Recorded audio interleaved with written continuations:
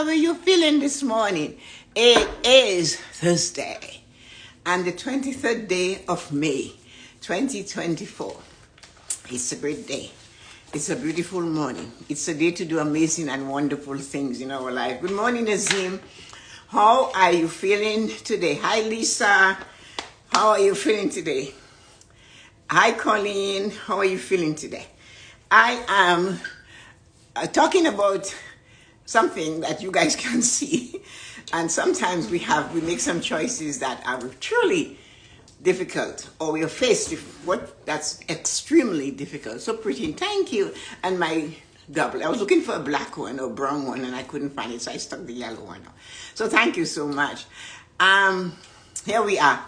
So the topic for today is, what looks insurmountable in your life? What is it? What is it in your life that is just standing there and it is insurmountable? What is that thing? What is it? Some of us don't even know. Good morning, Nancy. How are you feeling this morning? Because, hi, Rose. How are you feeling today? What looks insurmountable is a visual that you chose to create. So I'm blaming you. I'm blaming myself. So what looks insurmountable in our life? We create a visual of it. And it's not that the thing is insurmountable, but we choose to create something and make it insurmountable. Good morning, Arita. It's something that we chose, eh? Why? Hi, Loretta. Good morning. The insurmountable mountains, Everest, the Alps, the Himalayas were all insurmountable. They were conquered by explorers. They reached the summit and they planted their flags. But before that, it didn't seem attainable. It was insurmountable. No one had done it. There's so many of their names I could go on and read, because it always intrigued me when they saw William this or so this and that, and they got there and they got it there. Was it a one-time climb and they were there? No, it wasn't. Many lost their lives. Many never made it to the top. Many wanted to, but saw it as insurmountable. So what did they do? They said no. They gave up or did not attempt the climb. You notice I did not say try. I said attempt. They chose not to attempt because it was insurmountable. It's too much. How many times have we said that? Oh, I cannot cope. It's just too much. Good morning, Marina. So what looks insurmountable is usually comes first with a visual that we create. And whatever we face is insurmountable. And as I said, those great mountain explorers did not see the Alps, the Himalayas, the Everest as being insurmountable. Some did, but some still went. Some died. Some got lost limbs. What is it in your life that is insurmountable when you look at it right now? Is it a communication with somebody and you know you're not going to make any headway? Is it insurmountable? What is it that you've put yourself in? Did you make a choice of a partner and now you find it's just not what you expected? Do you see what you have to create to live a fulfilled life as being insurmountable? Thank you, Marina. The explorers who got to the top of these mountains did not look only at the danger of losing their lives. They looked and felt the meaning of success. They looked at it. They know they could die. Many tried and died before them. So they knew it was difficult, but they didn't let that stop them, did they? They didn't look at it and say it's insurmountable. But what they saw was the thrill of success. Getting there, feeling good. When you do a simple act in part of your dream goals and desires, like my job every day is to write. My job every day is to read. My job every day is to create. My job every day is to be up at 4:15. My job every day is to be able to stand outside and inhale the early morning air before too much pollution takes it. But when I get it done, it's simple. Nothing compares to those explorers before us. Nothing I can do.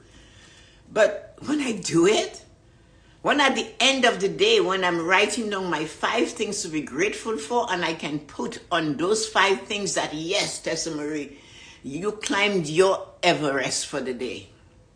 You had some things to do and you did them. And that too is where you can plant your flag. And literally, you can plant a flag. You can take a little flag and plant it somewhere and say, you know what?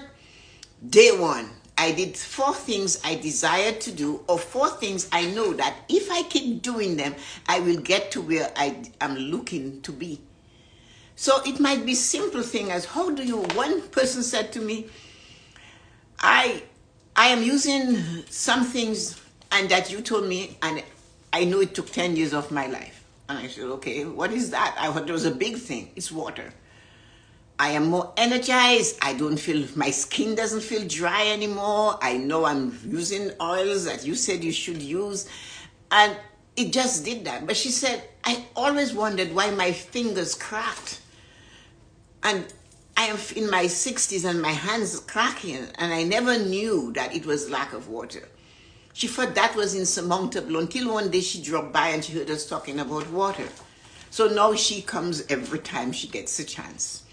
So what we have to remember is this is the vision they held in their mind, that is the energy they felt, the vision of planting their flags, of feeling the cold, harsh air on their faces and bodies.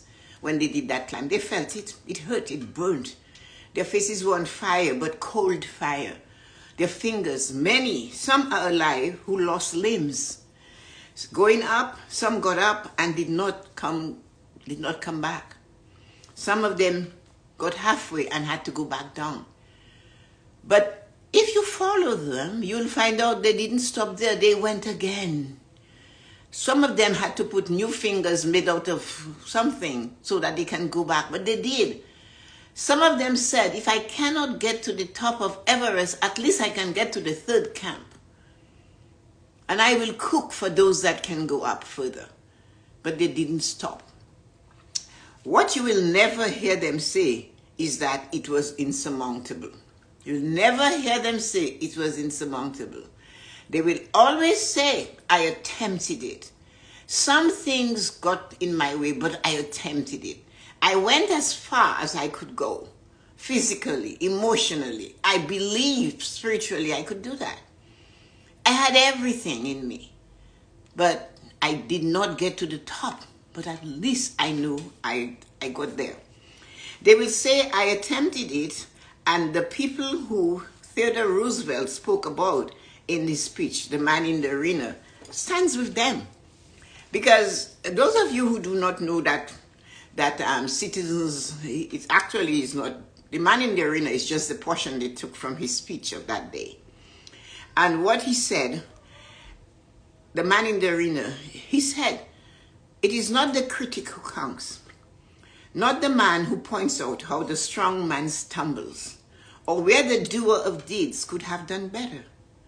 The credit belongs to the man who is actually in the arena, whose face is marred by dust and sweat and blood, who strives violently, who errs, who has errors, who comes, I don't mean errors, but he shortened the word error, who comes short again and again, because there is no effort without error and shortcomings, but who does not actually strive to do the deeds, who knows great enthusiasm, the great devotion, who spends himself in a worthy cause, who at the best knows in the end the triumph of high achievement, and who at the worst, if he fails, at least fails while daring greatly, so that his place shall never be with those cold and timid souls who neither know victory nor defeat, but who does actually strive to do the deeds, who knows great enthusiasm, the great devotion, who spends himself in a worthy cause. Hi, Yuko. So what he's saying is that you don't give up. It looks insurmountable. And of course, they don't build statues to critics. They'd build statues to the man who's standing with one leg. They will build statues to those that went and fought in the wars to give us the freedom. We venerate the women that fought to give women the right to vote. We know them by name. We see them. We celebrate the joys at the end of World War II, even today. We remember that day. In November in Canada 11th, we were a red poppy. All through the Commonwealth, we were a red poppy. We venerate those people that went to fight to give us the freedom we enjoy today. They didn't know if they would come back. It was insurmountable. In the First World War, the song was, Russia has the money, but England has the men. And it is because they had the people, hi Julie, they had the people who would fight for that. Although Russia at that time was wealthy and had money to defeat them, but they didn't, did they? And they tried again in another place in 39, and it didn't work. So the thing that it tells you, the thing that is insurmountable in your life, it's not the thing you have to grab and try to swallow the entire thing. It's the small action that you take towards what looks insurmountable. Because when it looks insurmountable, it's sometimes we create that thing. We put it in our mind, it's so big, I cannot do this. And with no attempt, we have decided we cannot do this. So we are creating the size and making it bigger than us when nothing, absolutely nothing, and no one is bigger or greater than us. We all need to be heard. We all need to stand up and look and do what we know we desire to do. So when you have that big, audacious dream, goal, or desire, or when you're making a choice, like I know somebody who has to make a choice on a weekly basis, and I gathered from listening and hearing that that person makes it no matter what the weather is like. So what we must all do is to go for it. Do the weekly trip to visit Tanti. Go, because we have to. Sometimes it's not a short trip, but it's a doable trip. It's difficult, lots of traffic. You never know what you're entering around the corner on the highway, but you have to go. You know, it's a weekly trip. Accept your house is being torn apart, but you know it must. It's your challenge. Like Stacy is going through major renovation when it should have been a simple thing because of water, not realizing water damage was in her home. All through the walls, and they're tearing it apart, and she's besides herself.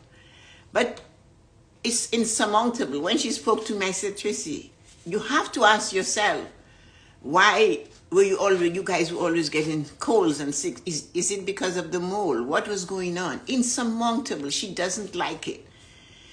She's still young, so she cannot always rise above it. But when you have come through the ages of some of you and me together, we realize it is as it is. I cannot do the work that the construction people are doing. I can only look. I have a choice though. I can carry it literally every minute of every day. Or I can look to that part, the opposite of it, and say, I'm so grateful we found out. I'm so grateful we found out because of before a wall collapsed on my family. So you see, what looks insurmountable is how we look at it, is the effort we put into it, is the energy we feed it. If we feed it to conquer us, it will conquer us. But if we size it up and say no, again, if you go back to the man in the arena, what did he say? He said, the credit belongs to the man who's actually in the arena, whose face is marred by dust, sweat, and blood, who strives violently, who makes errors and, who comes short again and again, because there is no effort without error and shortcoming, but who does actually strive to do the deed, who knows great enthusiasm, great devotion, who spends time in a worthy cause, who does it, who continues to push to do it, who attempts it, who is not afraid of it, who looks at it and say, you are over there and I am over here, you are in my way. So it's insurmountable because of the energy we give it. It's insurmountable because we are choosing to look at it and say, it's bigger than me. Nothing is bigger than our mind. It's how we look at it. We have to realize we are going to face with little things to do. We are going to face to help a loved one across the finish line of a health situation. And somebody will say to you, how are you coping with this? If it were me, I couldn't do it. How many times have you heard that? I have. Oh, I don't know if I could ever sit there and watch my husband get chemo. Well, you haven't got a choice, do you? Because that's what you have to do in the moment. Pleasant? No. Exhausting? Yes. If you have never, ever sat at the bedside of somebody who is extremely sick, it drains the light out of you. It takes everything you have and it drains you. It's insurmountable. But do you leave them or do you go and sit there, even if they don't talk? You know it's a big deal. Others will look at you and they'll say, I don't think you should. Walk away, leave it alone, they're in good hands. But it's your big, insurmountable thing. So you go to it, you sit with it, you bring it down. You find ways, you think, and you find ways to break it down. So you make it surmountable. It's not no longer insurmountable when you are in it. Because little by little, you're understanding where you are. And what the Pope said, it is as it is. It's not going to change just because you're unhappy with it. It is as it is. And once we realize the things we must do is as it is. If we don't, like Tracy, like Lisa, don't do that drive, who's going to do it? So is it better to be in it than to sit at home and wonder what's going on? Or, better still, is that going to be, I should have, in a regret story, because now somebody is not how they should be because the lack of supporting that, taking over that insurmountable challenge. If those explorers that climbed the Alps and Everest and the Himalayas did not do that, today we would always keep believing it was insurmountable. But is there anything more insurmountable than that? Of course there must be. Do you realize that communicating with others is as insurmountable as a lot of things? A lot more insurmountable than a lot of things? Because just sometimes you cannot break through with that person. And it's difficult. It's challenging. And you choose to let it fall as it is. Especially when you are the one that said, yes, it's okay. So you said yes to the family couch sofa. You know, that person that comes back and goes around the family and lives with them for a few weeks. Thank you, Yuko. And then leaves on bad terms. But by the time they make the circle of the family, they're back again. So that is insurmountable because it's family, right? But you have to conquer it because you have to remember, I had to do that once. And my answer to that second try was this. Listen to me. We did this already and it didn't work too good, did it? So why would we do that now? That was hard. That was difficult. It was insurmountable. But you want to relieve it? And then you are in the situation where you remember you said yes. You said yes. So why get angry when you were the one that said yes? That's what we forget. We have to remember the conversation or the decision we made because that's why we're living the life today. The decisions we made. today, we make today, is going to affect the life we live tomorrow. So choosing not to drive to see your aunt and regretting it is a decision that was made then, but later on, or in a moment, I should have gone. Instead of the situation with Stacy and her home, that they're tearing the house apart, and she's just besides herself. Had she left it alone, she has 2 teenage sons. Does she know how it would affect her husband, or her sons?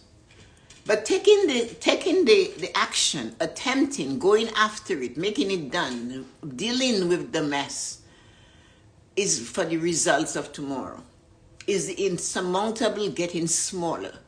Is putting it in a box and saying, I can manage it.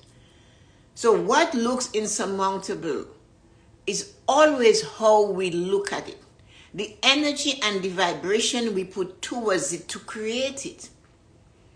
The thing is, as I said in the beginning with the mountain climbers, they did not just go and say, I'm going to climb the mountain. They got ready. The thing is, insurmountable that made you decide that where you are is not where you desire to be. When you come to that conclusion and you pause in the moment, holy shit, where I am, I don't like it. I don't want to be there anymore. What do you do? What do you do?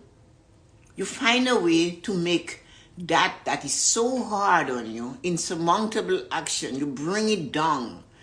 You chisel away at it. The man in Shawshank Redemption was in prison. He didn't like being in there, did he? Did he do nothing? He thought, I can escape. And of course he did for a time, but he had to work at it. Every day. Every day you take a piece out of the insurmountable until you make it surmountable. It's insurmountable. Every day you chisel a little bit at it. It's something you need to do in the home. It's something you must do. And of course, everything that is insurmountable that we need to attempt to do, there are days we're going to get up and I don't want to do this, but I have to.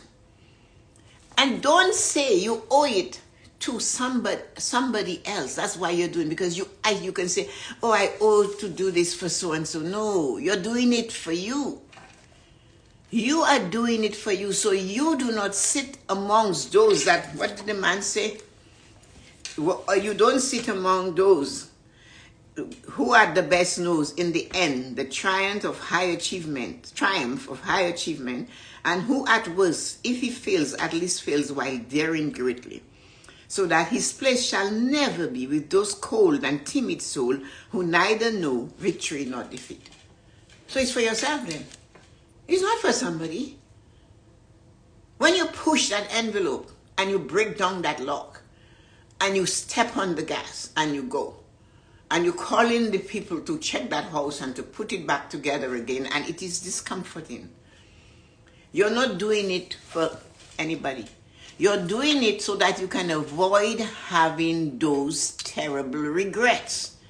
You're doing it so that person called regret, you have no communication with regret. You know, the insurmountable mountains, Everest, the Alps, the Himalayas, they are all insurmountable. They still are. They were conquered by explorers who reached the summit and they planted their flags. Can you imagine how they felt? Maybe, some of them died after the action. But that thrill, that feeling, damn it, I did it. I got back home safely. Damn it, I did it. The house is better. I feel good. My kids are better. Damn it, I did it. And I told my brother, no, we tried that before. I did it. Damn it, Arita did it when she said, no, don't toss it at me. Damn it, I did it. Don't talk to me like this. Don't behave in my presence like this. Don't make me less than I am. I incubated for 9 months. Behave. Stop being that. I took the time to make sure you survive. I did my best. And if it is not the best for you, well, I tell you, you should have come with instructions. Insurmountable conversations sometimes have to be. Was there a note tied to your toe telling me how you should behave? That's why this poor Italian man find himself at 85 in going to court. I'll always remember sitting at my office and looking across the street, and he could hardly climb the steps of the courthouse. His daughter said he kept them. They kept him at home. He kept them at home to clean and cook. And now they're as adults. They're blaming him. But he didn't know. What he did was the best he could do. And now as an adult, you have to do your best. I can't fix it for you. Because whatever we do, we're doing it for ourselves. So do not use it and say, I'm doing it for this person's sake. It's for you. So that you and regret are not friends. And you and regret have you, as I said, when somebody is telling you, we call it, Gloria will correct me, it's a story that they call a l'histoire. It's almost like they're telling you a tale. And they sit in a particular way. The women are so, like that. The men cross their legs at the knee and their body goes in. Their eyes are in the distance and their lips are speaking, and you are there. And you know for sure they're not speaking to you. They're speaking to the self that did not make the correct choice. They're speaking to the self that made a choice they regret today. Because they did not go after the insurmountable. They took the easy way out. They had a thought, they had an idea, they had a dream, they had a goal, they had a desire, but it took work. It took effort. It took attempting it every day. And they chose not. So today, they are the storyteller. And they're repeating their story of regret. It's not that they were going to teach you to avoid it, but it's you that have to be in the moment and choose, look at them and say, do I want to look like that when the time comes? Or do I want to be amongst those who tried and failed but never gave up?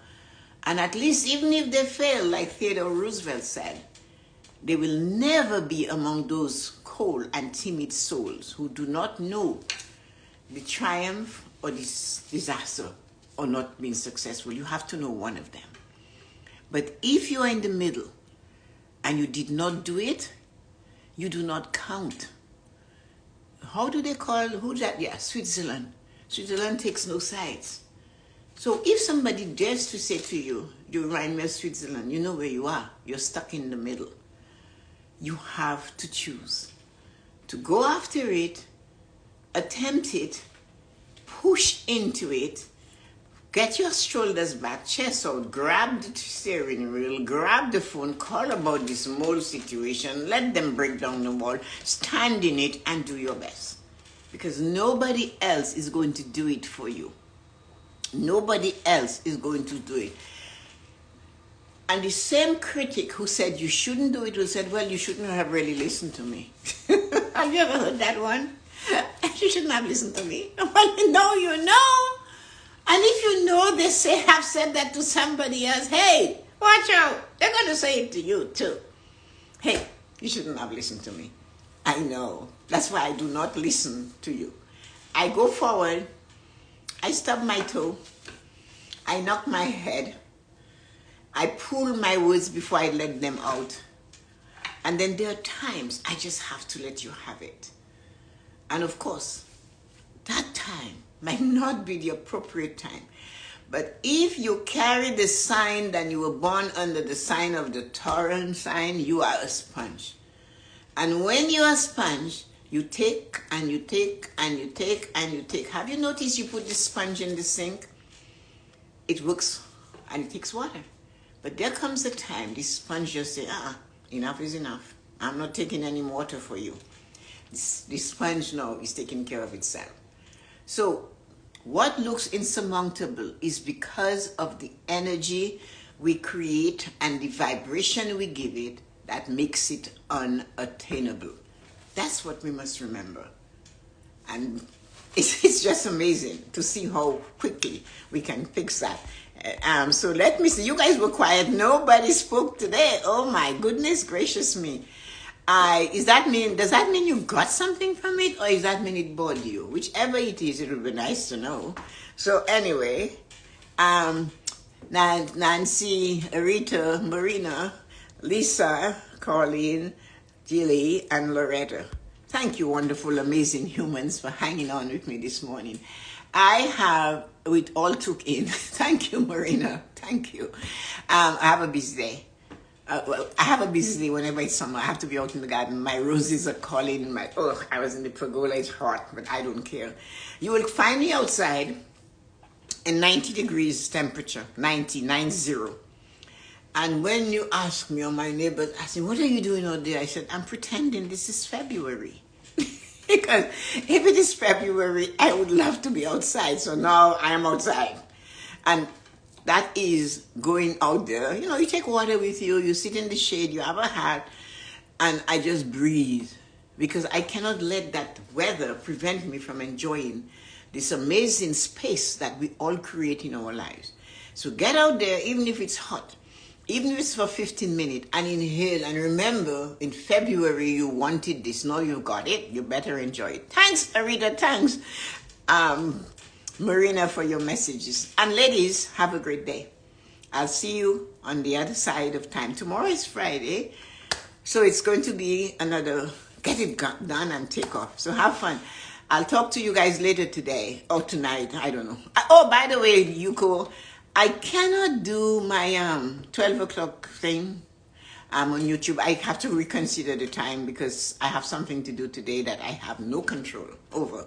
It's one of those things that has to be attended to, and it's at that time. So I have to think again, and I have to go into planning and meditation and wondering and checking and looking to see when is a good time to do this. Have a great day.